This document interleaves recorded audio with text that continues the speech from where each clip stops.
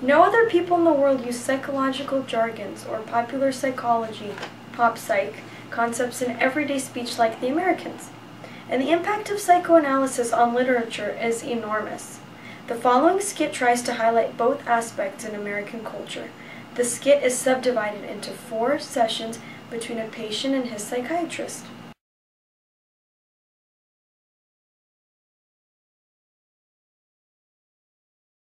Hi Keon, I'm Dr. Kronk. Hello, Dr. Kronk. I've reviewed your file. You're here for a post-trauma stress disorder counseling, but you are not a veteran. No, I'm a war correspondent, so my insurance covers PTSD. Here I am. Good.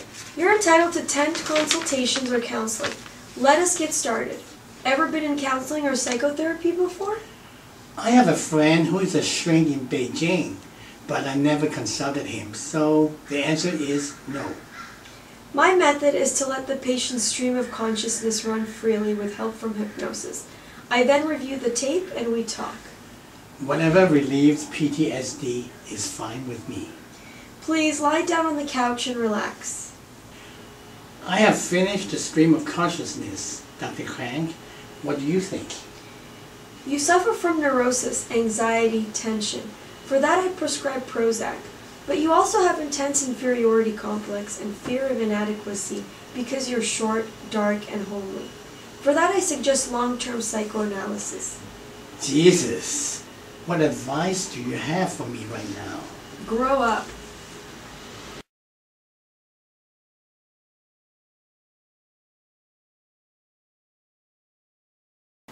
Hello, Dr. Kronk.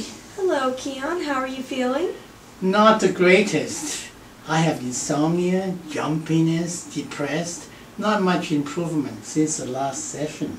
All right. Let us see what your stream of consciousness shows this time. I see that you have persisted in trying to get a date with this tall Russian blonde and fantasizing about her, even as she always gives you the cold shoulder. Yes. Is this kind of exercise in fertility called masochism? No, in your case, it is severe enough to be called sadomasochism. Oh my God! What else did you find after reviewing my tapes? Frankly, what I find is a little alarming, because in addition to inferiority complex, you're also exhibiting the Napoleon complex. What is that?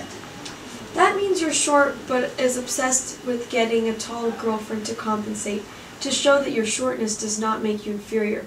Like Napoleon going to war to show that though he is only 5'2", but powerful. You know, Doc, I have never felt smaller than after each session with you.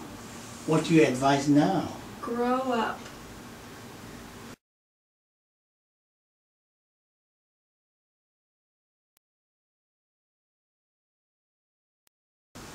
Now that you have analyzed my dreams, what do you find?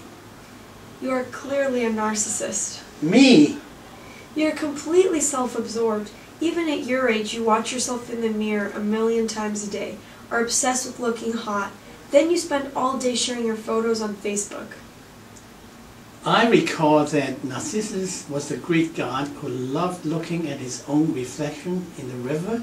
He drowned himself. Am I also going to self-destruct? Symbolically, you are there already. What do you advise? Grow up.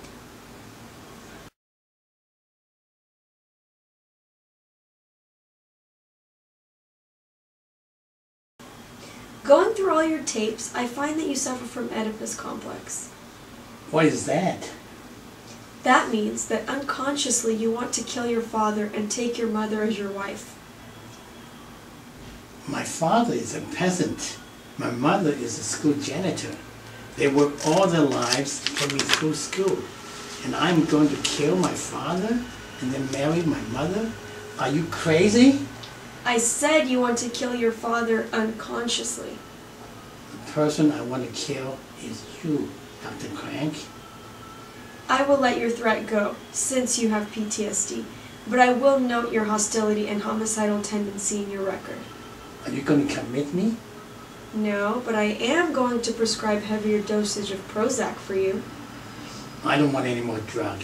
Any more, I will be a zombie. You know, Keon, it is time to be honest with each other. For me to be effective as your counselor, you must trust me and that you need help. Instead, you're going through these sessions with me because your insurance pays for them. So? You're an intelligent man, but every time I talk to you about transference, symbolism, repressed libido, and catharsis, it is like speaking to a wall. Your face just goes blank. That is true. You and I talk past each other.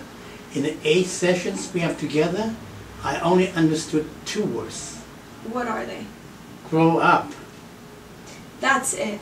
I have decided to refer you to another psychiatrist, perhaps even to your shrink friend in Beijing, because culturally you and I have irreconcilable differences. I cannot do anything for people who have no faith in Freud.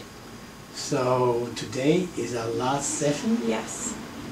Do you have a final parting word for your masochistic little Napoleon? Yes. Oh, I assume it is grow up. No. What is your parting advice? Let it all hang out. Right on! Let's high five on that. By the way, I have a secret to tell you. What now? On the occasions when your glasses are off, you're really cute. Yes? Oh my God.